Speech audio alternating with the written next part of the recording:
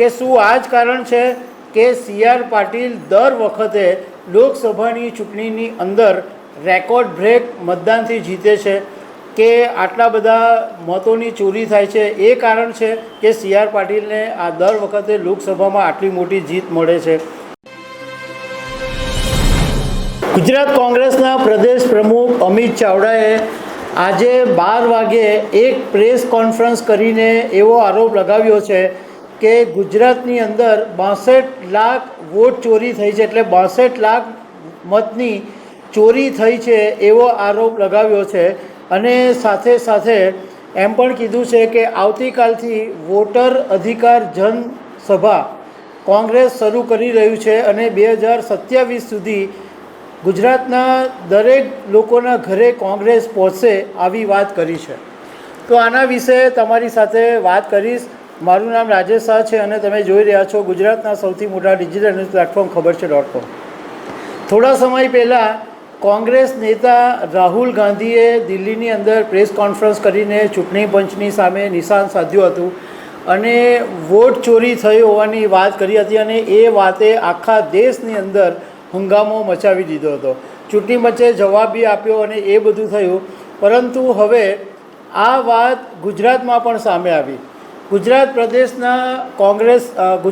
પ્રદેશ પ્રમુખ અમિત ચાવડાએ ગઈકાલે સોશિયલ મીડિયા પર એક જાહેરાત કરી હતી કે ગુજરાત કોંગ્રેસ એક મોટો ધડાકો કરવા જઈ રહી છે અને શનિવારે 12 વાગ્યે રાજીવ ગાંધી ભવનમાં પ્રેસ કોન્ફરન્સમાં આ વાત જાહેર કરવામાં આવશે. તો એ પ્રમાણે શનિવારે અમિત ચાવડાએ પ્રેસ કોન્ફરન્સ કરી અને રાહુલ ગાંધીની જેમ પાવર પોઈન્ટ પ્રેઝન્ટેશન આપ્યું અને પેલા મતદાર યાદીના થપ્પા લઈ અને અમિત ચાવડા પ્રેસ કોન્ફરન્સમાં બેઠા હતા.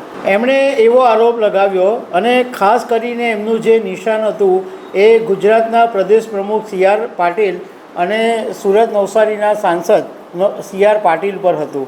એમણે એમ કીધું કે હજુ તો અમે બહુ બધા મતદારોની યાદીની ચકાસણી કરી નથી, પરંતુ સી.આર. પાટીલનો જે મત વિસ્તાર છે એમાં 2,40,000 મતદારોની એ વિસ્તારમાં અમે તપાસ કરી અને એક જ વિધાનસભા વિસ્તાર જે 84 વિધાનસભા વિસ્તાર છે એમાં 2,40,000 મતદારોની અમે ચકાસણી કરી.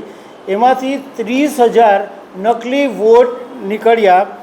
મતલબમાં એના આધાર ઉપર અમિત ચાવડાએ એમ કીધું કે આ 12% એક જ વિસ્તારની અંદર જો આપણે ગણીએ તો આખા ગુજરાતની અંદર 62,31,690 વોટની ચોરી થઈ છે એવું કહી શકાય. અમિત ચાવડાએ પ્રેસ કોન્ફરન્સમાં એવું કીધું કે 5 મુદ્દા પર ચોરી કરવામાં આવી, વોટ ચોરી. એક જ વ્યક્તિ અનેક જગ્યાએ વોટ નાખે છે, સંપૂર્ણ ડુપ્લિકેટ મતદારો છે, ઘણી જગ્યાએ સ્પેલિંગ ભૂલ છે, ઘણી જગ્યાએ ભાષા બદલી નાખવામાં આવી છે. એમણે અમિત ચાવડાએ એકાદ બે ઉદાહરણ બી આપ્યા કે એક મતદારનું નામ છે એ બંગાળી ભાષામાં હતું. તો અમિત ચાવડાએ કીધું કે મને તો ખબર નથી બંગાળી ભાષા, પરંતુ કદાચ સી.આર. પાટીલને ખબર હોઈ શકે. એક જ વ્યક્તિના અલગ અલગ ઇપિક કાર્ડ છે અને એક જ વ્યક્તિ પણ સરનામા જુદા જુદા, એ પણ એક્ઝામ્પલ સાથે અમિત ચાવડાએ બધાને બતાવ્યું.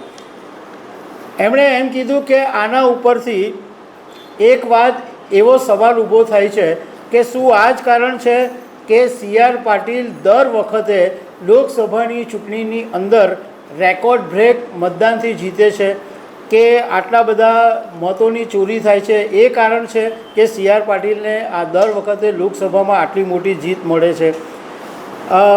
એ પછી એમણે એમ કીધું કે આ જે વોટ ચોરીનો મુદ્દો છે એ બાબતે કોંગ્રેસ આવતીકાલે એટલે કે 31 ઓગસ્ટથી કલેક્ટર કચેરીની સામે કોંગ્રેસના નેતાઓ બેસશે અને એ પછી 2027 સુધી કોંગ્રેસ દરેક ઘરે ઘરે જઈને લોકોને બતાવશે કે આ જુઓ આ રીતે વોટ ચોરી થઈ છે. જે પ્રમાણે રાહુલ ગાંધી દિલ્હીની અંદર પ્રેસ કોન્ફરન્સ કરી અને એવું અમિત ચાવડાએ કોશિશ કરી છે, પણ મૂળ વાત એ છે કે આ બધી તૈયારી 2027ની વિધાનસભાની ચૂંટણીની છે. તો દર્શક મિત્રો, આવી અનેક વાતો સાથે અમે તમને મળતા રહીશું. Thank you very much.